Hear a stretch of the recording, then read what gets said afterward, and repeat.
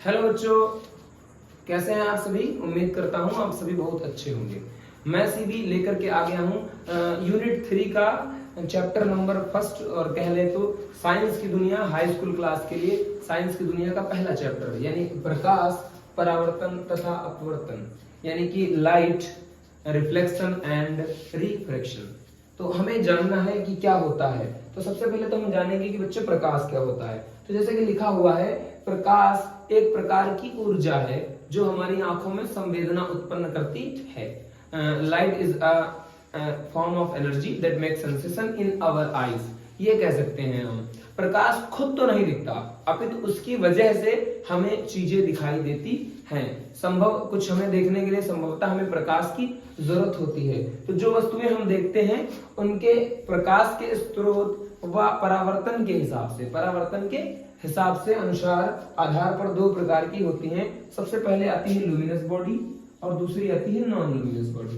यानी luminous body की अगर हम बात करें, प्रदीप्त वस्तुएं, यानी कि ऑब्जेक्ट या bodies that have own light, जिनके पास अपना खुद का प्रकाश है। तो इनके पास यहां हम एक छोटा सा लिख देते हैं ओन लाइट। ऐसे ऑब्जेक्ट जिनके पास अपना खुद का प्रकाश है बच्चे, उनको हम लुमिनस ऑब्जेक्ट या प्रदीप्त वस्तुएं कहेंगे।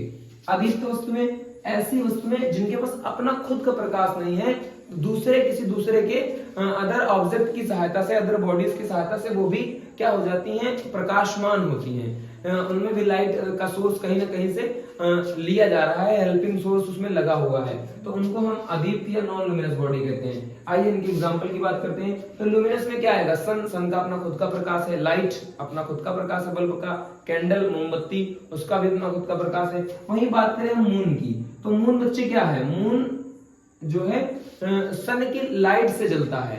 मून का अपना कोई प्रकाश नहीं होता। चेयर, टेबल, स्टील, ग्लास, ये सब क्या होता है, जब कोई लाइट जलती है उसकी वजह से चीज जो है रिफ्लेक्ट होती है और उसके बाद जलती है।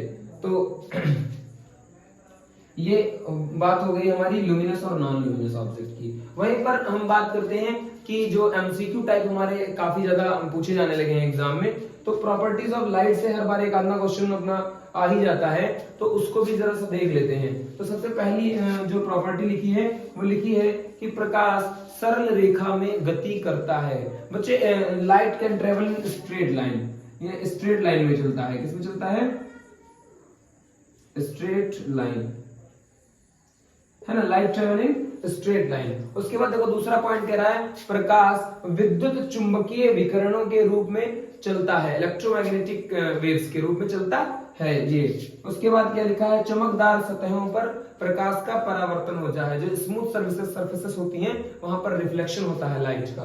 उसके बाद प्रकाश को किसी माध्यम की आवश्यकता नहीं है, वो निर्वात में भी गति कर सकता है, और निर्वात में प्रकाश की चाल 3 × 10⁸ मीटर प्रति सेकंड होती है। लगभग ऐसा माना जाता है कि निर्वात में प्रकाश की चाल जो है बच्चे वो 3 लाख किलोमीटर प्रति घंटा की रफ्तार से चलती है। इसीलिए आपने देखा होगा कि जब बादल गरजते हैं तो हमें साउंड पहले नहीं आती है, पहले लाइट आती है, उसके बाद साउंड थोड़ी देर में आती है, और जब लाइट चमकती है तो हमें आभास हो जाता है कि कहीं से अब गर्जन की आवाज आने वाली है। उसके बाद मैंने लिखा है श्वेत प्रकाश के 7 रंग होते हैं। श्वेत प्रकाश क्या है, white light have 7 different colours.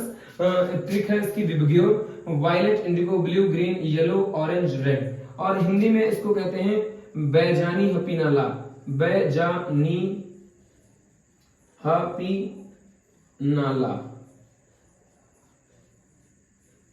और कलरों की अगर हम बात करें तो मैं लिख देता हूं शॉर्टकट में, बैंगनी, जामुनी, नीला, हरा, पीला, नारंगी और लाल। ऐसे भी आप याद रख सकते हैं, या विबग्योर भी, violet, indigo blue, green, yellow, orange, red, यहां से भी याद कर सकते हैं। उसके बाद एक लाइन लिखी हुई, लाल रंग के प्रकाश के लिए प्रकाश का जो तरंग दैर्घ्य है उसके लिए सबसे अधिकतम होता है, और अधिक प्रकाश यानी wavelength of red colour is high. सबसे दूर से अगर हमें 7 डिफरेंट कलर में से कोई कलर देखना है तो सबसे ज्यादा चमकदार जो कलर है उसको रेड माना गया है। इसीलिए आपने देखा होगा सिग्नल्स का कलर हमेशा स्टॉप सिग्नल का रेड रखा जाता है, और जिस चीज का तरंग दैर्घ्य जितना ज्यादा होगा उसका अपवर्तनांक यानी रिफ्रैक्टिव इंडेक्स उतना ही कम होता है, ये हम बात करेंगे जब अपवर्तन पढ़ रहे होंगे, तो वहां पर अपवर्तनांक की बात करेंगे तो उसमें समझेंगे। तो ये चीजें हम जानने का प्रयास करते हैं।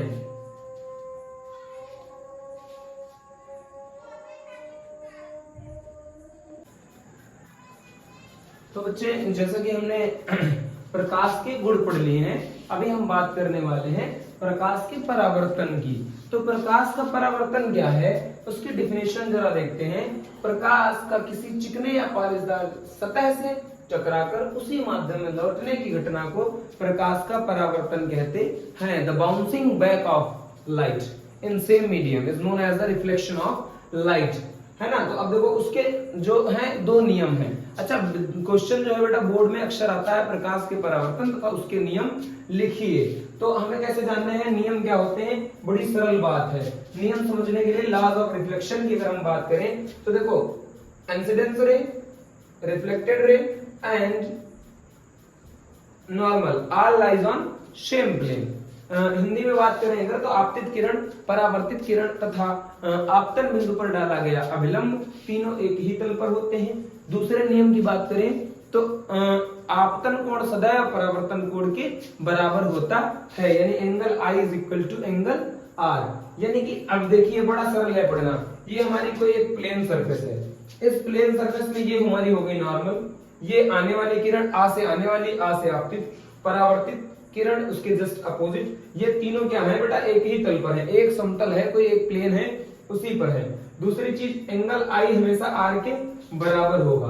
दूसरी चीज एक परावर्तन भी दो तरह का होगा, नियमित और विसरित। नियमित मतलब जब एकदम प्लेन सरफेस होगी तो नियमित परावर्तन होगा, और जब प्लेन सरफेस नहीं होगी तो रफ सरफेस पर क्या होगा, अनियमित या विसरित परावर्तन होता है। उसके बाद ये एक नोट है जो मैंने लास्ट ईयर कुछ बच्चों को बताया था और उससे एक क्वेश्चन भी आया हुआ था कि जब प्रकाश की किरण पृष्ठ पर अविलंबवत आपतित होती है तो I का मान क्या होता है। तो हमारा तो संकल्प यही रहता है कि टारगेट हम जो लेके चले 25 आउट ऑफ 25, चाहे फिजिक्स हो, चाहे बायोलॉजी हो, या 20 नंबर की आने वाली केमिस्ट्री हो, हमारा रहता है। और बच्चे लास्ट ईयर लेकर भी आए, उन्होंने सपना पूरा किया।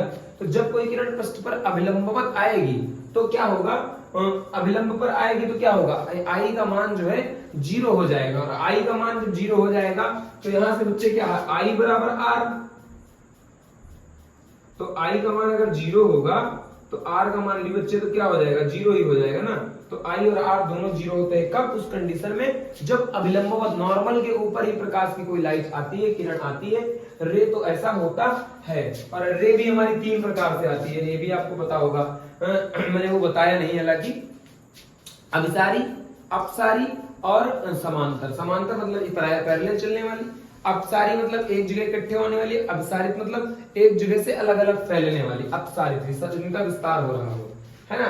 तो ये बातें हो गई हमारी, जो है टॉपिक हमने ले लिया था प्रकाश और प्रकाश का परावर्तन। तो अब हम बात करने वाले हैं इसी में दर्पण के बारे में, कि दर्पण हमारा किस किस प्रकार का होता है। तब तक आप उसको नोट कर लीजिए, फिर बताते हैं।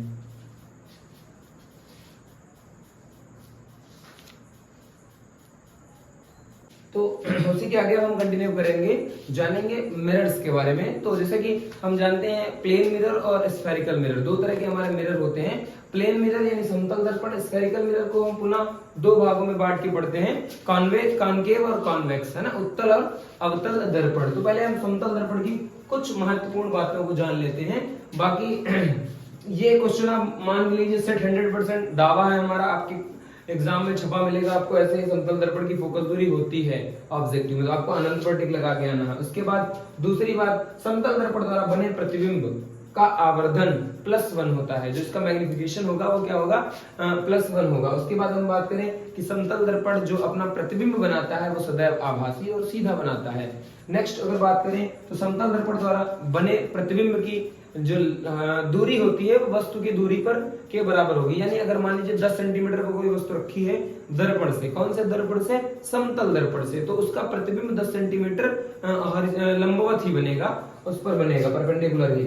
और length of object is always equal to length of image, जितनी लंबी वस्तु होगी उतनी लंबी हमारी जो है प्रतिबिंब भी बनने वाली है समतल दर्पण से। तो ये हमें कुछ महत्वपूर्ण जो हमने 5 बिंदु लिखे हैं, इनसे ऑब्जेक्टिव क्वेश्चन हमारे आ जाते हैं, तो इन पर नजर मारनी है हमको। जैसे कि एक प्रॉब्लम हमारे सामने लिखी है, एक समतल दर्पण के सामने 10 सेंटीमीटर की दूरी पर एक वस्तु रखी है, समतल दर्पण द्वारा बने वस्तु के प्रतिबिंब की लंबाई ज्ञात कीजिए। तो हम डायरेक्ट यहाँ लिख सकते हैं, देखो क्या कह रहा है, एक समतल दर्पण के सामने 10 सेंटीमीटर की दूरी पर एक 4 सेंटीमीटर लंबी वस्तु रखी है, समतल दर्पण द्वारा बने प्रतिबिंब की लंबाई। अब वस्तु की लंबाई कितनी है, 4 सेंटीमीटर, यानी कि हम यहां पर अगर लिखें तो यहां लिख सकते हैं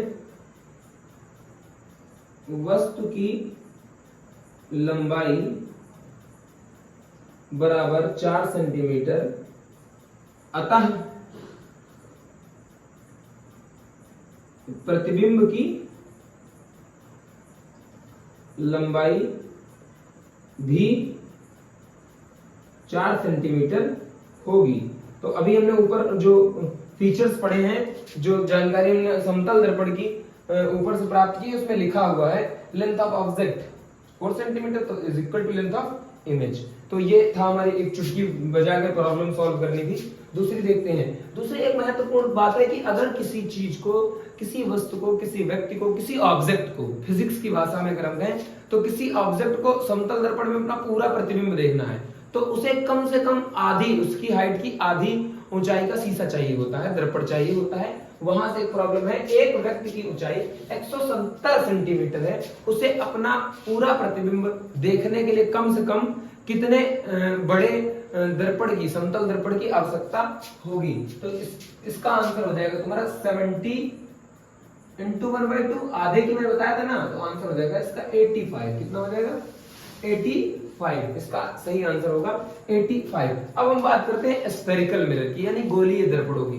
तो जैसे मैंने अभी आपको शुरुआत में ही बताया कि गोलीय दर्पण दो प्रकार के होते हैं बच्चे, कॉनकेव और कॉन्वेक्स, यानी अवतल दर्पण और उत्तल दर्पण। जब बात परावर्तन की होगी तो हमें दर्पण ही पढ़ना होगा, और जब बात अपवर्तन की होगी तो बच्चे हमें लेंस पढ़ना होगा। तो आइए इस चैप्टर के महत्वपूर्ण टॉपिक अवतल और उत्तल दर्पण के बारे में जानते हैं।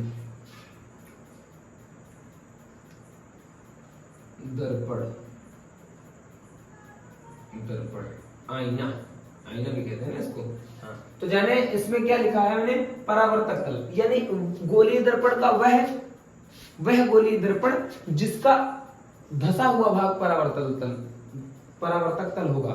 परावर्तक तल कौन सा भाग होगा, धसा हुआ भाग, बैक साइड पर कलई किया हुआ, रेड ऑक्साइड का लेप लगाया, ग्रीन ऑक्साइड का लेप लगाया जाता है। लेकिन उत्तल में क्या होगा, उभरा हुआ भाग, यानी कि अगर हम चम्मच को लें, जिसको लें स्पून को अगर लें, तो ये जो स्पून जिस तरफ से हम कुछ खाते हैं वो उसके लिए अवतल और बैक साइड उसके लिए उत्तल होगी। तो ये हमारे समझने के लिए थी उत्तल और अवतल दर्पण। तो इस अब आगे के टॉपिक हमें जो इससे महत्वपूर्ण संबंधित कुछ परिभाषाएं हैं, कुछ संबंध हैं एफ और आर में, उनको हम अपने नेक्स्ट टॉपिक में कवर करेंगे। तब तक के लिए बने रहिए हमारे चैनल पर, और आपको प्रॉपर फिजिक्स की वीडियो इस चैप्टर की प्रोवाइड कराई जाएगी। आप ज्यादा से ज्यादा प्यार दें अपना और वीडियो देखें। हमारा संकल्प मैंने पहले भी आपको बताया कि जंग जारी है और जीतेगा वही जिसकी मेहनत लगातार जारी है। तो अभी आपको भी क्या करना है, लग जाना है जल्दी से जल्दी सिलेबस कंप्लीट करके। मैंने बताया ना, ये इस क्वेश्चन को लिख लीजिए आप, एग्जाम के बाद मैं मिलूंगा आपसे। अगर ये क्वेश्चन नहीं आया तो बेकार है, किसी ना किसी 760 में मैं लेके आऊंगा आपके पास, तो आपको प्रश्न ये मिलेगा। तब तक के लिए बाय बाय, टेक केयर, मिलते हैं नेक्स्ट वीडियो में।